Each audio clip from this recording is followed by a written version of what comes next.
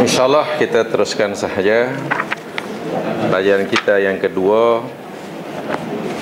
Hari ini kita akan menyambung tentang Al-Kabair, dosa-dosa besar, dan dosa besar kali ini yakni dosa besar yang ke-15, Al-Kabair yang ke-15.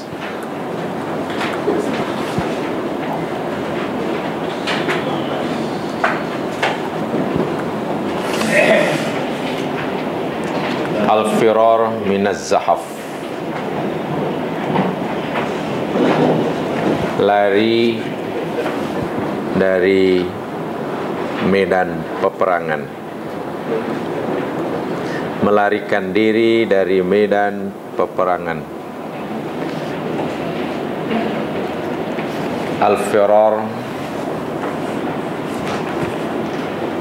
minaz Zahaf, dosa besar yang ke-15. Muslimin muslimat rahimakumullah, sebelumnya elok saya sampaikan tentang peperangan di dalam Islam berdasarkan Al-Quran dan juga Sunnah Nabawiyah Al-Mutahharah.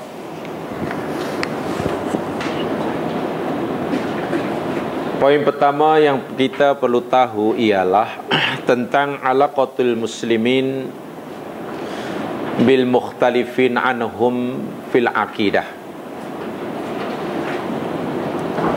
Apakah pandangan Islam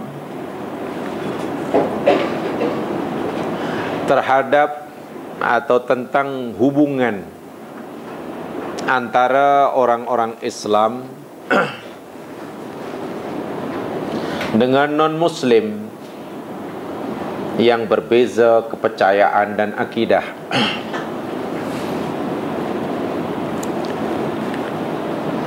Ayat ini mungkin banyak memberi jawapan walaupun ia merupakan dasar-dasar umum, karena disinilah barangkali tempat berpijak yang paling kuat untuk kita memahami tentang kedudukan peperangan dalam Islam dan kenapa melarikan diri dari medan perang bila peperangan itu telah berlaku termasuk sebagian daripada dosa besar. Kita lihat dahulu ayat mulia yang mulia daripada Allah Subhanahu wa taala yang bicara tentang alaqah atau hubungan antara orang mukmin dengan non-mukmin, antara orang muslim dengan non-muslim yang berbeza kepercayaan dan akidah. Berdasarkan firman Allah Subhanahu wa taala di dalam surah Al-Mumtahanah, di dalam surah Al-Mumtahanah, sebab di dalam buku ini dosa yang ke-15 ini disebut secara yang paling asas sekali, jadi saya perlu menambahkannya. Yang saya nak sampaikan dahulu yakni tentang Al-Qital fil Islam, surah Al-Mumtahanah ayat 8 dan 9. Al-Mumtahanah 8 dan 9. Saya melihat ayat ini merupakan panduan bagi kita untuk memahami kedudukan memahami Al-Qital fil Islam. Walaupun saya katakan tadi ayat ini merupakan dasar yang bersifat umum, tetapi sangat penting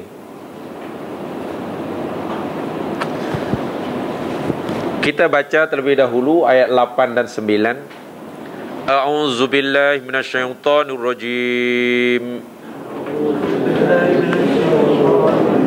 La yanhaakumullahu 'anil ladzina lam yuqatilukum fid din.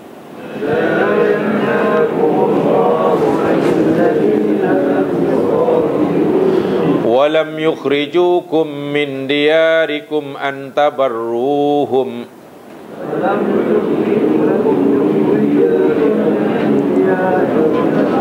وتقسطوا إليهم إن الله يحب المقسطين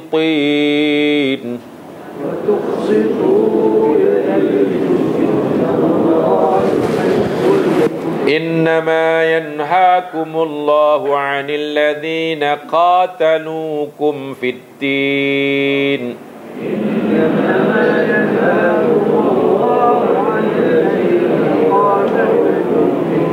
وأخرجوكم من دياركم وظاهروا على إخراجكم أن تولوهم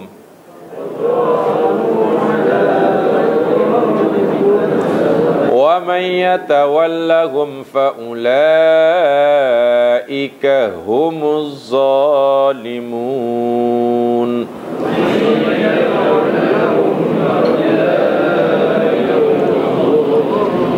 لا ينهاكم الله عن الذين لم يقاتلوكم في الدين. Allah Subhanahu wa taala tidak melarang kamu wahai orang Islam terhadap orang-orang kafir yang tidak memerangi kamu kerana agama. Tidak memerangi kamu kerana kamu muslim. Tidak memusuhi kamu kerana kamu bertuhankan Allah yang Maha Esa. Walam yukhrijukum min diyarikum, dan tidak melarang kamu terhadap orang-orang kafir yang tidak mengusir kamu dari rumah-rumah kamu atau negeri-negeri kamu. Apakah yang Allah tidak larang kepada kita orang Islam? Antabarruhum, kamu berbuat baik dengan mereka. Bir itu maknanya buat baik, kebaikan yang meluas. Ingat, birrun, root wordnya sama dengan barrun. Barrun itu mana daratan. Barrun daratan, birrun kebaikan. Jadi kebaikan yang meluas, yang sangat luas cakupan dia. Seumpama daratan, lapang, birrun. Barrun daratan, birrun kebaikan. Kalau bir masuk neraka. Kalau bir masuk neraka. Ini bir. Ini birun, bir neraka. Wa tuqsitu ilaihim, Allah tak larang kamu untuk kamu berlaku adil kepada mereka. Karena sesungguhnya Allah itu suka kepada orang yang berlaku adil. Al-qistu al-adlu, itu terjemahan Melayu, tapi sebenarnya berbeza. Adil ialah memberikan hak kepada yang berhak. Memberikan hak kepada yang berhak, tak lebih tak kurang, itu namanya adil. Walaupun mungkin tidak memuaskan semua pihak. Dalam mahkamah kata Allah, ada orang yang didakwa, yang tertuduh, lalu disabitkan kesalahan. Hakim dengan segala bukti dan keterangan saksi segala macam, dengan pertimbangan yang seksama, dengan niat yang hati yang suci, hakim menjatuhkan keputusan, anda dibati bersalah, anda jatuh hukuman 5 tahun penjara. Katakanlah, hakim tadi telah berlaku adil, karena hakim menjatuhkan hukuman berdasarkan bukti-bukti dan keterangan-keterangan yang boleh dipercayai. Hakim itu namanya adil. Walaupun mungkin keputusan hakim tidak dapat memuaskan semuanya. Lebih-lebih lagi tidak dapat memberi kepuasan kepada yang dijatuhi hukuman dan juga peguam bela dia. Itu namanya adil. Al-qistu lebih daripada itu. Keystone ialah satu bentuk penyelesaian. Kalau ada kes A dan B, ada kes. Lalu kita jadi orang tengah. Dan kita menawarkan jalan penyelesaian yang cara penyelesaian itu diterima oleh kedua belah pihak. Menyenangkan kedua belah pihak. Tak ada yang tidak puas hati. Cara penyelesaian kita itu sebagai al-qistu. So itu untuk jadi muqsid itu lebih susah daripada jadi orang adil. Keystone lebih tinggi. Sebab penyelesaian yang boleh memuaskan kedua belah pihak. Sedangkan adil belum tentu memuaskan ke semua pihak. Walaupun adil tadi pun sudah baik. Jadi Allah kata kepada orang-orang kafir sekalipun, wahai orang Islam yang berbeza agama dengan kamu, aku, kata Allah, sebagai Tuhan semesta alam, tidak larang kamu untuk berbaik-baik dengan mereka dan berlaku adil dengan mereka. Aku tidak kisah, kata Allah. Aku tak larang, tak dosa pun kamu buat. Dengan syarat, si kafir yang aku tak larang kamu buat baik itu, di situ ada dua. Orang kafir yang tak memerangi kamu kerana kamu Islam. Orang kafir yang tidak memerangi kamu kerana kamu mukmin kepada aku sahaja. Dan orang kafir yang tidak menghalau kamu keluar, mengusir kamu keluar daripada tanah air kamu. Ayat 9, innama yanhaakumullahu 'anil ladzina qataluukum fid din wa akhrajuukum min diyarikum wa dhaharu 'ala ikhrajikum. Hanya saja. Innama itu terjemahan Melayu hanya saja. Itu pun katanya tak begitu tepat. Yang tepat panjang. Allahyarham Ustaz Hashim Ghani, dia cerita yang paling tepat innama ini terjemahan dia dalam bahasa Melayu, kata beliau, sesungguhnya, semata-mata, lain tidak, hanyalah. Akan panjang, penat, jadi penat. Kalau terjemahan ke betul-betul bahasa Melayu jadi banyak energi terbuang. Bahasa Arab pendek aja, innama, dah. Melayunya sesungguhnya, semata-mata, lain tidak, hanyalah. Penat, mengah. Kalau inna sesungguhnya kan, inna sesungguhnya, innama, oh, sesungguhnya, semata-mata, lain tidak, hanyalah. Lalu dipendekkan jadi hanya senya. Yanhaakumullah, yang Allah larang kamu, yang Allah tak benarkan kamu buat itu, anil ladzina, kepada orang-orang kafir yang macam mana?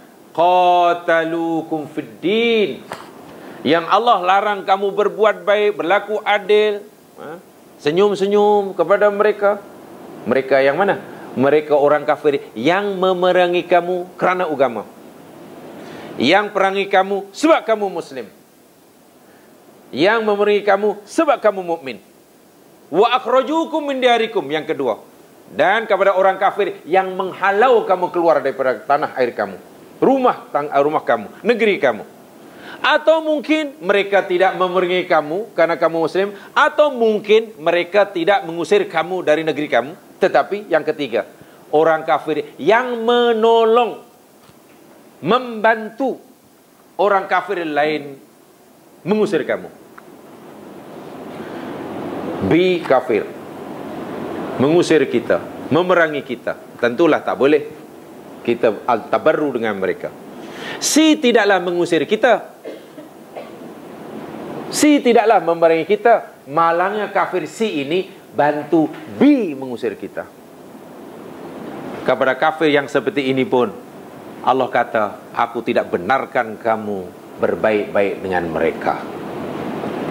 Dalam Islam rupanya yakni ada al-harb, ada as-salam, ada peperangan dan ada perdamaian. Ayat ni walaupun hanya 2 ayat ya mas sekalian, benar menjadi dasar hubungan antara mukmin dan non-mukmin. Kalau jamaah baca sejarah, ada pernah direkodkan jemaah sekalian. Ini benar-benar sejarah lah.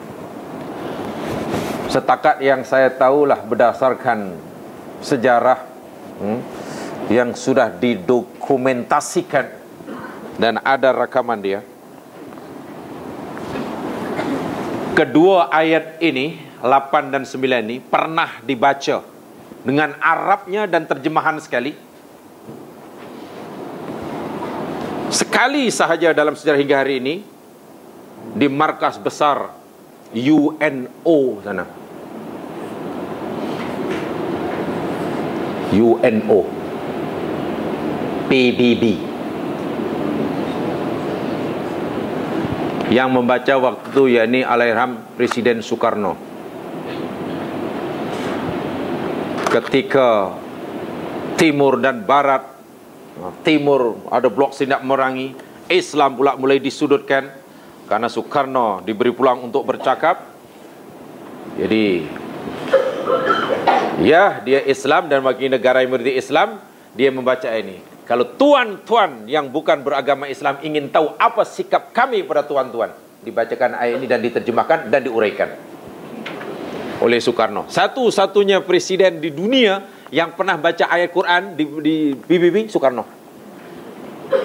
Jamal Abdul Nasser memeluknya. Terima kasih karena Tuan telah mau berdoa. Sampai sekarang belum ada lagi yang baca Quran.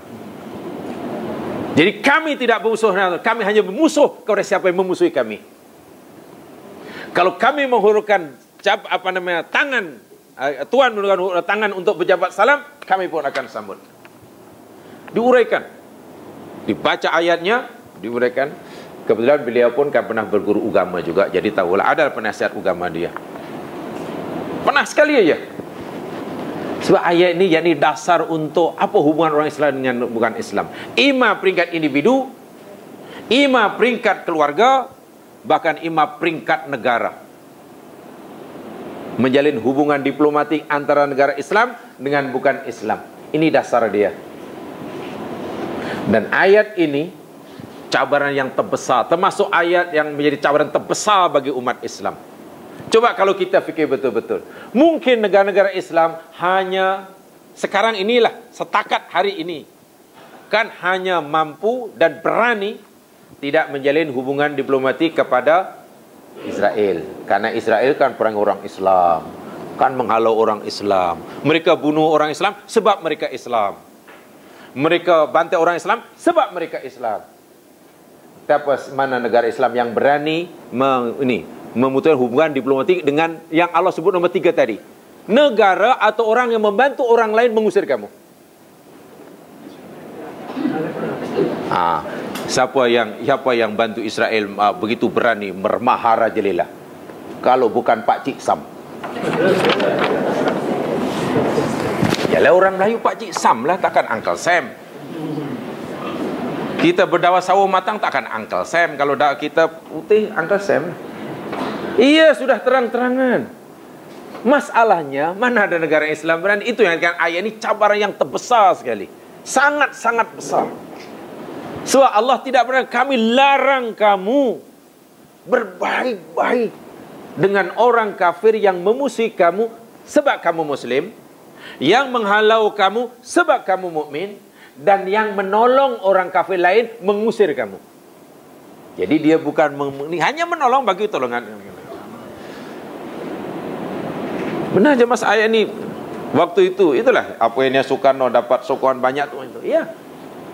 Sebab kamu selama ini sentiasa curiga kepada kami orang-orang Islam. Selama ini kamu sentiasa bersuudzon, buruk sangka pada kami. Kalau kamu nak tahu sikap kami orang Islam punya kitab suci. Dasar kami melihat tuan-tuan yang berbeza agama dengan kami. Baca 2 ayat ini. Siapa di antara tuan yang ingin menghulurkan salam persahabatan, kami pula. Tapi di antara siapa tuan yang ingin mengusir kami pun bersedia melayannya. Ya, Soekarno memang begitu kan. Ya balik itu aja lah. Pernah tu, tak lupa tahun 50 berapa tu, diberi peluang untuk bercakap. Hanya ketika baca ayat ini, kemudian dalam ayat dinyatakan ketika baca ayat ini baru dia tengok ayatnya. Ya mungkin kurang hafal lah. Ketika baca baru Bismillahirrahmanirrahim, la yanhaakumul ladzina qatalu. Lepas itu terjemahan dia dengan begini, tak tengok, tak ada teks, cakap. Jamal Abdul Nasir, terima kasih. Sebab takfir dia tak pernah diberi sebenarnya. Tuan cukup berani, Tuan. Jadi rasa lega lah kena orang Islam. Apa yang anda nak curigai? Anda nak curigai. Baik, tengok. Dalam ayat ini jelas. Saya kata benar, ayat ini merupakan dasar hukum yang paling ketara. Najid ana hunaka alaqah bainal muslimin wal mukhalifin anhum fil aqidah. Kita lihat dalam ayat ini hubungan alaqah antara orang Islam dan non-Muslim dalam akidah. Wa ya alaqatul mawaddah was-silm wal bir wal qis wal adl. Masih boleh menjalin hubungan antara orang yang berbeza agama. Tidak dilarang secara mutlak, tapi juga tidak dibenarkan secara mutlak. Kebenaran yang Allah berikan bersyarat hubungan mawaddah, kasih sayang, hubungan sil, perdamaian, hubungan bir, berbuat baik, hubungan al-qistu wal adlu, adil, tidak boleh menganiaya. Apalagi Nabi pun ingatkan kepada kita, ittaqu da'watal mazlum wa in kana kafirah. Takutlah kamu kepada doa orang yang teraniaya, walaupun orang itu orang kafir. Fa inna laisa bainahu wa bainallahi hijab. Kerana sesungguhnya tidak ada hijab antara doa orang yang teraniaya dengan Allah, walaupun orang itu orang kafir. A orang Muslim, B orang kafir, lalu A menganiaya dan menzalimi B yang kafir. Wahal B tadi jenis kafir yang nomor 8 ni, ayat 8 ni kan. B tadi bukan jenis mana? B itu jenis 68. 608. 60 ayat suratnya, 8 ayatnya. Sebab kafir ni ada dua. Satu 608, satu 609. Jadi ingat tu dia punya pin number tu. Katalah ada satu nama dia pernah yang Li Chi Kang. Yang Li Chi Kang ni mana? 608 ke 60? Li Chi Kang nama dia. Yang satu ni nama dia apa nama ni? Yong Tau Fu. Ni yang mana? 60. Tidak boleh. Ya kena apa namanya, kena tahu. Kena tahu. Jadi al-adlu, apa namanya Muslim, B kafir. Tapi kafir yang 8 tadi. Tiba-tiba ini menganiaya. Muslim tadi mana si kafir. Lalu si kafir ini, ialah kata teraniaya kan. Dianiaya, dizalimi oleh, tak tahulah. Mungkin minoriti di kampung itu ke. Kan? Curi lah. Dah lah susah. Ada bela ayam dicurinya sama si anak Muslim. Disembelihnya pula tu. Kan? Hutang tak bayar lagi. Akhir kedai runcit dia lingkup. Ya menangis-nangis lah si kafir ini. Akhirnya berdoa kepada Tuhannya. Yalah, walau karena dia bukan orang Islam, tentulah dia bukan Allahumma Rabbana, tentulah bukan. Mana dia? Dia kafir doanya lain lah. Windu, tak tahulah doanya bahasa apa. Yang pasti banyak gunah doa dia.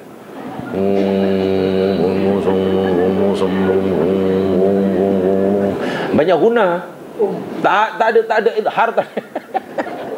Izhar halki tak ada. Guna je. Subhanallah, dalam Islam kata Nabi, Allah berpihak kepada si B tu. Allah akan tolong B. Allah berpihak pada B. Bukan karena dia kafir. Macam mana Allah berpihak pada kafir? Ya, Allah berpihak bukan pasal kafir, pasal dia teraniaya. Allah tidak berpihak kepada A sebab dia menganiaya. Jadi dalam ini tidak, itu saya kata tadi, apa hubungan mukmin dengan orang bukan mukmin, bukan Allah benarkan berbaik-baik tanpa syarat, atau Allah perintahkan berperang tanpa syarat. Kan ada hubungan. Boleh menjalin hubungan kisah yang boleh. Amal qital fa innahu tari istisnai. Kalau itu keharusan berperang, bahkan perintah berperang dengan mereka itu, yakni satu perintah yang datang kemudian. Tari'un itu datang kemudian. Istisnai, pengecualian. Maknanya asal dasar asalnya orang Islam dengan orang kafir ini berbaik-baik, disuruh berbaik-baik, itu hukum asalnya, kecuali begitulah. Jangan kemudian kita balik. Hubungan antara orang Islam dengan orang kafir ialah berperang, kecuali orang kafir baik. Bukan begitu. Statement dia, hubungan antara Muslim dengan non-Muslim itu Allah suruh berbaik-baik, kecuali mereka serang kamu. Macam itulah. Sebab kadang-kadang statement yang salah pun nanti kesannya salah. Contoh umpamanya, menceritakan keburukan orang mengumpat itu hukumnya, hukum asalnya haram, kecuali contoh kan, kecuali kan ada yang diharuskan kan, kecuali katalah untuk cari pengadilan, kecuali untuk minta fatwa, itu yang diharuskan. Jangan dibalik, mengumpat orang itu hukumnya harus, kecuali nanti lahirlah makna dia. Mana dia lain. Jadi kalau itu peperangan dalam Islam hanyalah tari, amrun tari, istisnai. Perkara yang datang kemudian, yang hukumnya kebanyakan pengecualian. Yufridu adwanul akhirin ala muslimin bikrohim wa fitani fi dinihim wa akhraj min autan wa diyar bitahjir wal istimar wal ihtilal. Kalau berdasarkan ayat tadi tengok, keizinan perang dengan orang kafir. Sebab bukan perintah yang datang awal, perangilah kamu, jumpa orang kafir perangi kamu. Tak boleh. Yang ada, tamilah mereka, berbaiklah mereka. Kecuali bila ada begini, baru Allah izinkan. Kalau tengok dalam ayat tadi, keadaan yang pertama yakni ayyaftil akhirul muslimin bi ayyukrinum al kufar aw yukhaluna bainahum wa baina quryatil da'watil ilal Islam bil hikmah wal mudhil hasanah. Bila si kafir tadi memerangi mukmin, menghalangi si mukmin, memurtadkan si muslim, atau bagaimana, ada macam-macam lah, memusuhi kamu sebab kamu muslim, membenci kamu sebab kamu mukmin. Maknanya ada alasan agama, ada alasan akidah.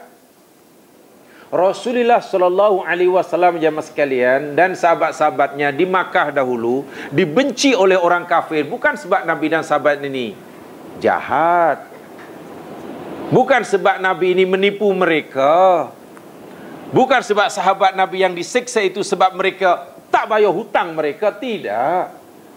Mereka dimusuhi, dibenci, dianiaya, disiksa sebab Nabi dan sahabat ini mukmin muslim. Hanya saja karena period Makki belum ada perintah perang, jadi suruh sabar je lah. Sabar je lah, sabar je lah. 13 tahun sabar. Pindah ke Madinah, bukan maknanya Nabi berharap sangat orang kafir akan terus memusuhi. Ya janganlah. Bercita-cita jamaah sekalian mengharapkan perang ni tidak boleh. Kita tidak dibenarkan dalam agama mengharapkan peperangan. Tak boleh. Tak boleh. Sebab Rasul sallallahu alaihi wasallam sendiri telah mengingatkan kita, orang Islam ni hendaklah doanya yang baik-baik ajalah. Jangan doa yang tak baik. Jangan minta ya Allah bila agaknya perang ya. Lama tak perang. Tak boleh. Dalam hadis Bukhari. Ini hadis Bukhari. Dalam hadis Bukhari, sahih hadisnya. Sanadnya, kalau perlu disebutkan, Imam Bukhari dapat hadis ini dari Yusuf bin Musa. Yusuf bin Musa dapat hadis dari Asim bin Yusuf. Dapat hadis dari Abu Ishaq. Daripada Musa bin Uqbah. Daripada Salim bin Abu Nadar. Yakni hamba saya pada Amr bin Ubaid. Kuntu katiban lahu. Dia berkata, aku pernah menjadi penulis baginya. Jadi menulis satu surat lah, agak panjang lebar, panjang di hujung tu, yakni ayyuhan nas, wahai sekalian manusia, la tamannau liqa al adu, janganlah kamu berharap sangat, bercita-cita, berharap jumpa dengan musuh. Jangan berharap nak jumpa musuh. Jangan bercita-cita dengan musuh. Maknanya berharap, bilalah agaknya. Bilalah jumpa musuh. Seronok agaknya kalau gaduh. Bila agak-agaklah gaduh. Jangan. Dilarang oleh Nabi. Minta yang baik-baik saja. Salu Allah al-afiyah. Berdoalah kepada Allah yang senang-senang. Afiah tu yang selamat, yang aman, yang tentram. Minta yang aman saja, jangan minta yang tak baik, yang gaduh.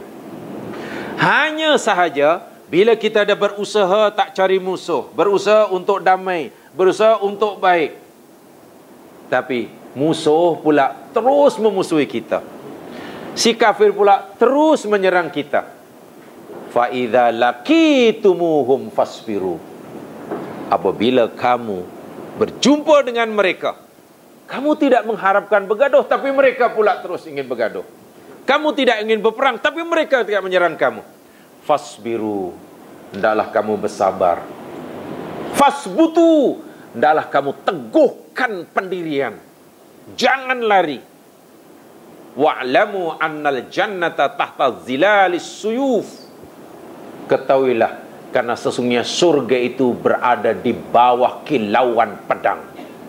Ini gambarnya, hadis inilah dibaca sekerat, itu yang kono Islam itu jadi penganeh. Sebab Nabi kata surga itu berada di bawah kilauan pedang. Orang pun jadi bingung. Habis macam mana ada hadis Nabi kata surga di bawah kaki ibu? Di mana yang betul? Hadis ini bukan itu saja tadi sebutkan. Bila orang Islam ini ingin damai-damai, Islam sentiasa menghulurkan tangan. Siapa yang Nabi silakan. Yang mukmin ke yang kafir, hatta orang munafik pun, orang kafir Yahudi pun, marilah. Tapi kalau mereka memilih terus memusuhi, ya Islam kena lawan dia. Usbutu, teguhkan pendirian. Jangan lari. Nabi kata kerana surga itu berada di bawah kilauan pedang. Ya, maknanya itu tadilah perang tadi. Melarikan diri dah jadi dosa.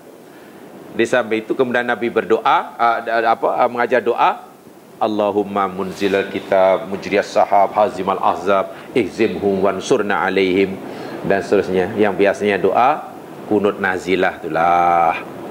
Ya Allah, ya Tuhanku, wahai zat yang menurunkan kitab, yang menggerakkan awan, yang menghancurkan musuh-musuh, hancurkan mereka ya Allah, dan beri pertolongan kepada kami. Beri pertolongan kepada kami. Jadi pertama berdasarkan ayat tadi, keadaan yang membolehkan, yang Allah mengizinkan kita berperang, yakni kerana orang kafir tadi menyerang, memusuhi Islam. Bukan sebab orang Islam itu jahat. Kalau orang kafir katakanlah bantai pukul orang Islam, sebab si orang Islam tadi curi bank dia, ya janganlah lawan dia.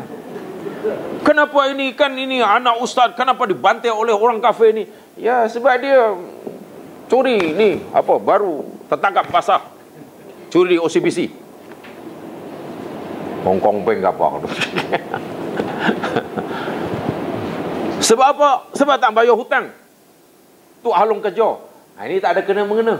Jangan kita membelanya kerana dia Islam.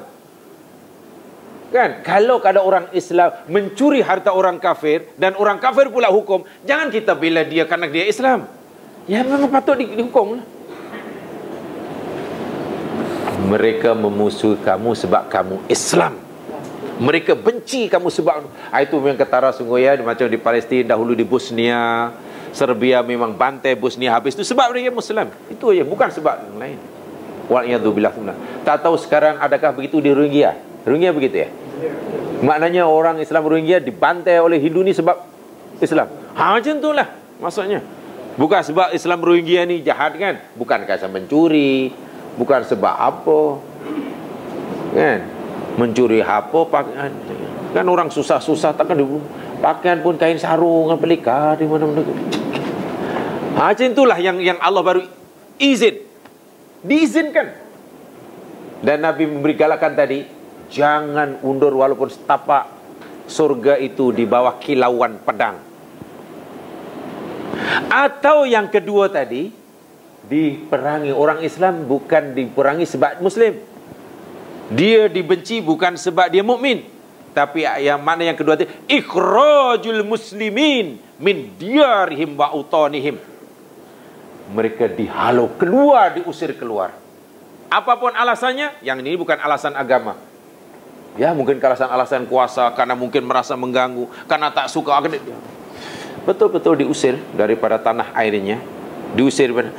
Kedua ni, ikhraj seperti ini, itulah yang dimaksudkan tadi, keizinan Allah diturunkan. Jadi Islam ini sebenarnya sangat, peperangan dalam Islam bukan cara Islam, bukan cara digunakan Islam untuk mengembangkan agama, bukan. Dakwah Islam tidak pernah dikembangkan melalui peperangan. Tidak ada. Kalaupun dalam Islam ini ada berlaku peperangan pada zaman Nabi, peperangan dalam Islam bukan untuk mengembangkan dakwah, bukan,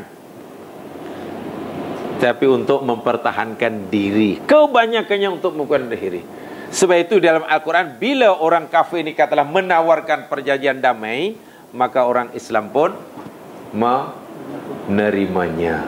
Hanya sahaja sikap Islam yang kita mampu bersikap seperti itu, jamaah sekalian, syaratnya tidak mudah. Maksudnya begini, kalau orang kafir tidak memusuhi Islam, tidak memerangi Islam, kita tidak boleh memerangi. Bila mereka memerangi, kita disuruh memeranginya. Bila mereka mulakan damai, kita pun suruh sambut. Nak mengambil sikap seperti mana yang Quran suruh ini tidak mudah. Syaratnya kita mesti penuhi syarat dahulu. Syaratnya kita mesti kuat dahulu. Kalau kita tidak kuat, ya susahlah. Firman Allah, coba, sebelum ada perintah perang, di Makkah tidak ada perintah perang. Hijrah ke Madinah 1 tahun dan hampir 2 tahun belum ada perintah perang. Yang ada apa ketika sampai di Madinah? Lihat firman Allah ini. Coba lihat dalam surah Al-Anfal. Dalam surah ini tidak ada. Coba lihat surah Al-Anfal. Inilah sebetulnya yang perlu diadakan dari dahulu. Setiap orang Islam, peringkat individu lebih-lebih peringkat negara, yakni mesti mengamalkan, menerjemahkan ayat ini. Surah Al-Anfal, surah yang ke-8 ayat 60. Bila ayat ini telah berjaya diterjemahkan dalam kehidupan sehari-hari, maka mengamalkan 2 ayat Mumtahinah tadi menjadi mudah. Saya yakin menjadi mudah.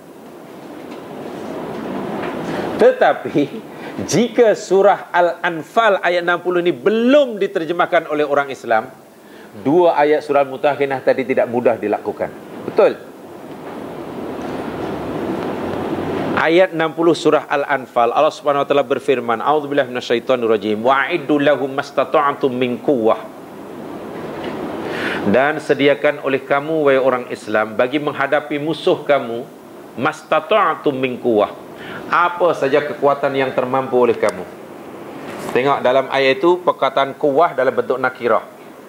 Min kuwatin, nakirah. Nakirah ini indefinite noun, tidak ada alif lam. Bukan minal kuwah, bukan. Tak ada minal kuwah, kan. Kuwatin, ada tanwin tu, dipanggil nakirah, isim nakirah, indefinite noun. Indefinite noun ini membawa makna umum. Maksudnya, apa yang Allah suruh sediakan, kekuatan jenis apa yang Allah suruh sediakan oleh kita bagi menghadapi musuh sebelum musuh itu menyerang kita. Apa saja kekuatan. Mungkin kekuatan ketenteraan, mungkin kekuatan ilmu, mungkin kekuatan ekonomi, mungkin kekuatan perpaduan, mungkin kekuatan mental, mungkin apa saja. Ayat ini diturunkan sebelum Allah izinkan orang mukmin berperang. Ingat itu. Di Makkah tidak ada keizinan untuk berperang. Baru hijrah ke Madinah pun belum ada keinginan perang. Sebelum ada keizinan berperang, ayat ini diturunkan terlebih dahulu. Allah kata, buat persediaan dahulu. Apa kekuatan yang boleh kamu jana. Wa mir ribatil khail. Dan sediakan oleh kamu unta, kuda yang diikat. Ribatul khail mana kuda yang terikat. Pada zaman dahulu, dalam peperangan perlu tentera berkuda. Kenapa mesti kuda yang terikat? Ini menunjukkan kesiapsiagaan. Artinya kuda itu mesti dah terlatih, penunggangnya pun dah terlatih, kuda itu pun sentiasa boleh digunakan bila-bila masa diperlukan, siang ke malam, pagi petang. Itu Allah gambarkan kuda yang terikat. Jangan dah ada baru perintah perang dah datang, baru nak cari kuda. Baru beli kuda, itu kuda masih liar, kena train pula. Kuda jinak, yang menunggang kuda kena latihan. Naik jatuh, naik jatuh, naik jatuh. Tengok disiplin Islam sangat tinggi. Kekuatan yang kamu ada itu mesti sentiasa boleh digunakan bila masa. Seolah-olah Allah katakan, kalau aku izinkan kamu merangi orang kafir ini pada malam hari, malam itu juga semua kekuatan sudah bersedia. Jangan baru nak cari mana. Ya, kalau istilah sekarang logistiknya kena bagus lah kan. Berapa sekarangnya? Apa kena? Ibarat bomba kan sentiasa bersedia kan. Wih, bila-bila masa bomba tu. Tengok ni apa namanya kadang-kadang gelori bomba. Sentiasa di parking undur. Sebab senang terus. Jaranglah saya tengok ni apa ni, kebanyakan lori bomba kalau parking mesti depan dia mesti di depan. Depan mesti depan lah kan. Depan dia mesti depan, belakang di belakang. Kan semua itu, semua inilah topi keledar di situ, baju di situ, semua itu dah semua dah. Bila ada panggilan terus tak payah carilah ala keledar pula. Siapa pula blok pula? Tak. Mana keledar? Buka ala minyak tak ada. Apalah macam tu. Sebelum kita diajar disiplin 15 abad yang lalu Quran dah cerita. Dengan bahasa dua patah kata, ribatul khail. Menunjukkan semua kelengkapan tadi bila masa sudah tersedia. Kuda yang ditambat. Tujuannya apa? Allah suruh kita buat persediaan kekuatan yang hebat ni tujuannya apa? Adakah untuk menyerang? Bukan. Adakah untuk menakluk negara lain? Bukan. Orang Islam suruh menjadi kuat seperti ini kata Allah. Hanya turhibu nabihi aduwallah wa aduwakum. Supaya dengannya kamu dapat menimbulkan rasa takut pada diri musuh Allah dan musuh kamu. Hanya untuk menimbulkan turhibun, irhab. Menimbulkan rasa takut. Maksudnya, jika orang kafir tergerak hati, ada niat nak menyerang Islam, biar mereka berfikir 7-8 kali. Jangan serang Islam ni. Jangan, dia kuat. Itu tujuan dia. Islam bila dah kuat, bukan untuk memulakan serangan. Biar musuh, kalau musuh ni tergerak hati nak menyerang, biar berfikir 7-8 kali. Jangan kalah kita. Tentera kita dengan tentera jauh berbeza. Persenjataan jauh berbeza. Jangan. Itu tujuan dia. Yang kedua, wa aduwakum wa akharin min dunihim, dan juga musuh-musuh selain mereka yang kamu tidak tahu. Dipanggil musuh dalam selimut. Orang munafik. Masa orang munafik. Masalahnya, saya ulangi sekali, ayat ini diturunkan sebelum Allah izinkan orang mukmin berperang. Maknanya disuruh oleh Allah terlebih dahulu mempersiapkan dirinya, punya kekuatan yang dengan kekuatan itu hingga peringkat, hingga tahap boleh menimbulkan rasa gerun pada hati musuh bila musuh tergerak hati nak menyerang Islam. Pertanyaannya ialah, adakah orang Islam sekarang ini yang tergabung dalam OIC,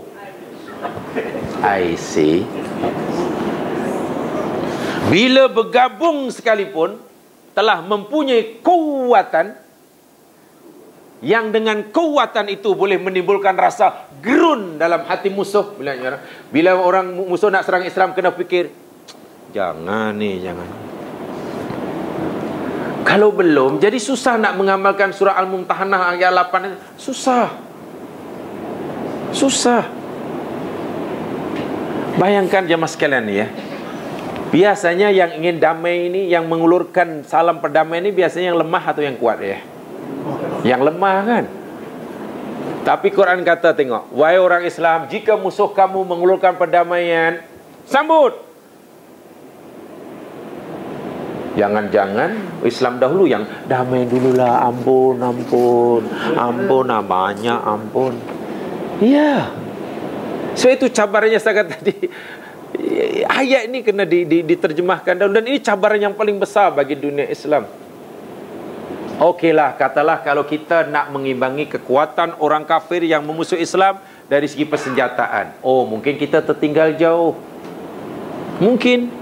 Nampaknya mustahil walau apa namanya susah. Sebab tertinggal jauh. Sebab senjata yang kita beli pun yang mereka sudah produk 10 tahun dahulu, yang dijual bukannya yang termoden. Kan? Yang dijual bukan yang terbaru. Itu pun jual banyak syarat pula. Okey, aku jual ni kapal terbang ni, tapi ingat jangan gunakan untuk perang tau. Lah, untuk apa nama jet pejuang tak boleh gunakan untuk perang? Okeylah jual perang, tapi saya tak jual keledai dia. Keledai aku buat sendiri. Lah, susah kita. Okeylah, kan Allah kata bukan kekuatan tak semestinya persenjataan. Kekuatan boleh jadi ekonomi. Mungkin mengejar mereka dari ekonomi, ya agak susah. Kekuatan kan juga boleh perpaduan. Bersatu padu itu kekuatan yang paling dahsyat ya mas sekalian. Paling dahsyat. Quran telah memberikan contoh nanti dalam ayat yang lain dipanggil dalam peristiwa perang Hunain. Ya. Jumlah yang ramai, majority, besar dalam bilangan, tapi karena tidak ada perpaduan menjadi lemah. Ya, perpaduan, kekuatan yang dahsyat. Katalah negara-negara Islam Timur Tengah, Middle East countries dahulu. Katakanlah, ketika mereka katalah nak serang Iraq, dahululah katalah. Lalu tak dapat kerjasama dari negara-negara jiran. Bolehkah menyerang Iraq? Nak lalu mana? Hoi, saya nak serang dari laut, kamu boleh tak? Tak boleh. Jangan masuk laut kawasan aku, kata Arab Saudi. Boleh tak melalui udara kamu? Tak boleh. Udara pun tak boleh. Ya nak serang lalu mana? Tapi karena jiran, tak apalah, kau bolehlah masuk. Perpaduan tidak ada. Perpaduan itu pun kekuatan. Ilmu, pengetahuan, kekuatan.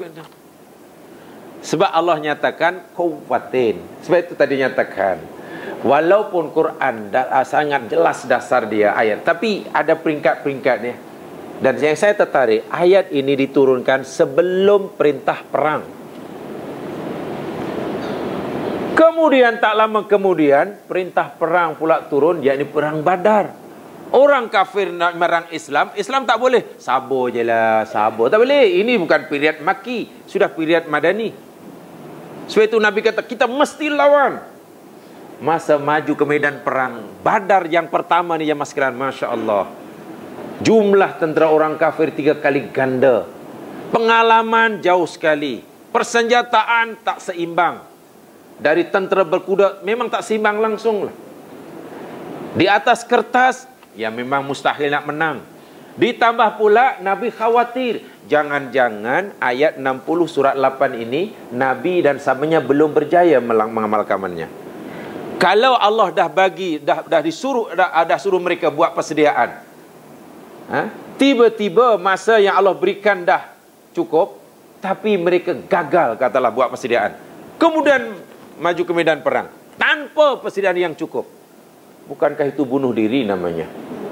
Sebab itu tengok, perhatikan, yang paling, bukan kalau boleh dikatakan begitulah, yang paling cemas dan risau, kalau boleh dikatakan begitu, melihat daripada doanya ketika maju ke medan berar. Nabi berdoa banyak kali tak henti-henti sampai serbannya jatuh, diangkat lagi, kemudian jatuh, diangkat lagi. Yang lain tidur, Nabi jaga doa lagi supaya Allah tunaikan janjinya. Abu Bakar malah yang menenangkannya. Sudahlah ya Rasul, sudah ya Rasul, sudah. Allah pasti akan tunaikan janjinya. Kenapa ketika nak maju ke medan berar, Nabi yang risau, Abu Bakar yang menenangkannya? Ketika dalam gua Tur, dalam perjalanan hijrah daripada Makkah ke Madinah, Abu Bakar yang risau, Nabi yang menenangkannya. Itu sangat menarik keadaan ini. Satu di antaranya menurut kajiannya mas sekalian, Allah bagi masa pindah ke Madinah, ayat ini turun. Buat persediaan dulu. Sedia dulu segala kekuatan. Suatu saat bila musuh serang kamu dan aku izinkan kamu, beri kamu untuk perang, kamu sudah ada kekuatan. Nabi terus bila kekuatan, latih senjata, disatukan antara Muhajirin dan Ansar, ekonominya digerakkan. Tiba-tiba perang Badar sudah tiba masanya. Nabi takut persediaan yang Allah masa yang ini belum cukup. Bila belum cukup, kemudian maju kemudian berat tanpa persediaan yang, bukankah bunuh diri namanya? Kalau Rasul pun masih khawatir jamaah sekalian, ya apalagi kita ya. Sebab itu peperangan memang wajib bila tidak boleh lari, tetapi mesti ada persediaan. Dan persediaannya ya ini. Bila dah bersedia dan peperangan berlaku, melarikan diri itu dosanya besar. Kenapa melarikan diri daripada peperangan dosa besar? Nanti jawapannya dalam ayat-ayat. Oh, di sini tidak ada, dalam ayat yang lain. Kenapa melarikan diri peperangan itu dosa besar? Itu ada jawapannya dalam ayat yang lain. Yang nak saya sampaikan tadi, peperangan dalam Islam berdasarkan ayat ini, hubungan antara mukmin dan kafir sebenarnya telah diatur oleh Allah dalam surah Al-Mumtahanah. Bahwa pada asalnya, pada dasarnya Islam ini rahmatan lil alamin. Damai pada seluruh umat. Itu hukum asal. Dan Allah tidak larang. Kecuali, macam tu kan tadi, kepada orang-orang yang punya sifat ni. Jadi kalau itu peperangan itu sesuatu yang datang kemudian, merupakan pengecualian. Hanya sahaja sebelum turun surah Al-Mumtahanah perang tadi, ayat ini turun di belah dahulu. Jadi bagi kita nampaknya bukan sekadar perlu mengamalkan surah Al-Mumtahanah, surah yang Al-Anfal ayat 60 ini kena dilaksanakan terlebih dahulu. Sebab sangat tadi pertanyaan yang sangat mendasar ialah, adakah orang Islam hari ini telah mempunyai kekuatan, apapun kekuatan itu, yang dengan kekuatan tersebut musuh-musuh Islam berfikir 11 kali setiap kali nak kacau. Kalau sudah, alhamdulillah. Tapi kalau belum, sebab kalau umat Islam dah berjaya melaksanakan ayat 60 tadi jamaah sekalian, oh, jangankan dia, kalau dia menggertak, takut orang. Kan, belum gertak pun dah takut. Tapi katalah sekarang, tiba-tiba kata negara Islam, kata negara Sudan, kemudian tiba-tiba bagi amaran kepada negara Amerika. Wahai Amerika, kau jangan kurang ajar. Kalau kau juga teruskan juga polisi luar kamu seperti ini, tunggu seminggu dari kira aku hancurkan negara kamu. Katalah yang bagi amaran itu Sudan. Apa agak-agak Pak Cik Sam ya? Teruskan. Ia tidak akan berkesan apa-apa sebab dia tahu kita lemah. Sebab itu kalau kita tak mampu mengejar mereka dari segi senjata, ya kejarlah mereka daripada ekonomi. Kalau tidak mampu, kan ada ilmu, kan ada perpaduan, kan ada. Ingat, kekuatan itu luas pengertian dia. Kalau tak ada satu pun usaha untuk punya kekuatan, sehingga dengan kekuatan yang satu ini, orang kafir terpaksa berfikir bila nak mengusik, ya nampaknya kita hanya dosa je lah. Bukan dosa kerana lari daripada medan perang, dosa sebelum perang pun sudah dosa. Kan sangat-sangat ironik sekali ya. Bukan dosa kerana melarikan diri pada medan perang, dosa sebelum perang pun dah dosa. Dan walaupun ini kolektif ya, bersifat kolektif, ayat yang ke-60 ini mas sekalian. Jadi kalau dosa dipanggil dosa peringkat nasional. Jadi dosa peringkat kebangsaan. Jadi taubat dia mesti taubat peringkat kebangsaan. Ya ia ada kan tugas hukum taklif individu ada, untuk ini ada. Itu yang kena fikir. Memang tidak mudah. Nabi pun risau ya mas sekalian. Ini yang menjadi tanggungjawab kita. Sebab tidak mudah. Tidak mudah. Jadi dan sekarang kita nampak sekali lah kesannya ya. Negara yang jumlahnya bukan sedikit ya. 100 berapa tu dalam OIC. Kalau kekuatannya dicampur, kekuatannya mungkin bukan senjata, sebab senjata terbeli. Kan boleh kekuatan ekonomi. Buktinya sumber alam kaya. Negara-negara Islam Allah takdirkan mempunyai sumber kekayaan alam yang luar biasa. Sangat dahsyat. Kalau itu boleh dimanfaatkan, ditambah bersatu padu, satu suara lah. Ini dengki, ini susah lah. Dalam dewan muktamar aja ketua-ketua OIC ini berpeluk beliau. Yang bukan Arab pun pelat Arab. Habar katanya. Yang Arab kaif haluk, yang Melayu ana baik bikhair. Yalah namanya OIC mesti pelatnya di Arab-Arab kan. Keluar dari dewan gaduh. Jadi macam mana nak? Minimum bersatulah, satu suara lah. Bila kata tidak, semua tidak. Bila kata iya, itu pun sudah. Saya ingat orang bukan Islam dah. Itu belum menggunakan senjata minyaknya, senjata umat Islam bukan sedikit. Wih, ramai. Jadi kadang bila ingat itu pun perpaduan sangat penting lah. Kalau kita boleh menyatukan kepala-kepala ketua OIC ini, betul-betul bersatulah. Bukan hanya dalam dewan aja berpeluk-peluk, tapi juga di luar masih. Itu pun bagi saya sudah satu kekuatan yang ditambah yang selebihnya. Itu saya kata tadi, tidak mudah rupa-rupanya. Jadi bukan sekadar dosa melarikan diri dari medan perang. Sebelum perang pun dah dosa. Takkan takut kita. Bagi saya sangat menakutkan. Ya mas sekalian, itu yang sebab saya sampaikan. Adapun saya kata tadi, contohlah kenapa tak lari perang ini takut. Ini mungkin dalam siri yang akan datang. Kita lihat ayat-ayatnya. Mudah-mudahan Allah SWT memberkati kita. Saya itu saja yang sempat saya sampaikan. Mudah-mudahan diberkati oleh Allah SWT. Subhanakallahumma bihamdika asyhadu an la ilaha illa anta astaghfiruka wa atubu ilaik. Bismillahirrahmanirrahim. Innal insana lafi khusr illa amanu wa amilus solihat wa tawasaw bil haqqi wa tawasaw bis sabr. Assalamualaikum warahmatullahi wabarakatuh.